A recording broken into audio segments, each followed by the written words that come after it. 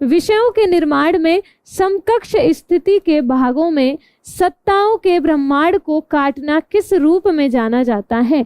In the formation of subjects, cutting of the universe of entities to a parts of coordinate status is known as.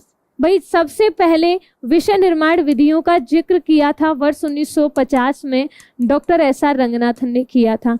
ये बात तो सभी को पता है क्योंकि ये बेसिक इन्फॉर्मेशन है, ठीक है। उसके बाद में हम कहेंगे 1950 में कितनी विधियां जोड़ी थी, तो हम 4 विधियों का नाम जानते हैं।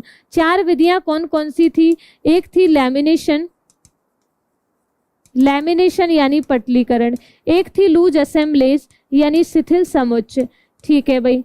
एक आपके सामने कौन सी हो गई? विच्छेदन यानी कि डाइसेक्शन और डेनुडेशन। डाइसेक्शन एंड डेनुडेशन यानी विच्छेदन और अनाच्छादन। इन 4 विधियों का जिक्र डॉक्टर एस.आर. रंगनाथन ने 1950 में कर लिया था।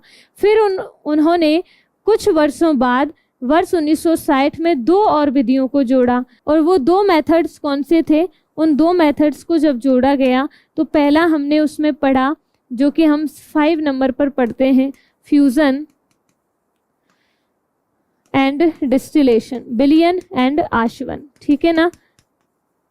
फ्यूजन एंड डिस्टिलेशन क्लियर है। लेकिन फिर भी ये विषय निर्माण की विधि यहीं तक सीमित नहीं रही, इन्होंने आगे और बढ़ाया। लेकिन बढ़ाया किसने था?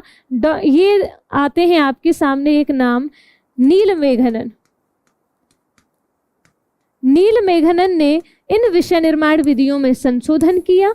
कौन सी में? ये जो 6 विधियां रंगनाथन ने बताई थी, और इन्होंने 12 विधियों का जिक्र किया, 12 मेथड्स की चर्चा की।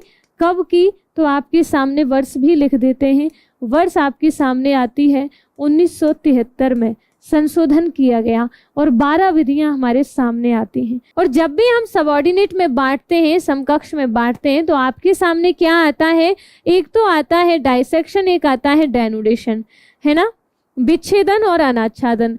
जब विच्छेदन की बात करते हैं, मान लीजिए कोई एक बायोलॉजी विषय है।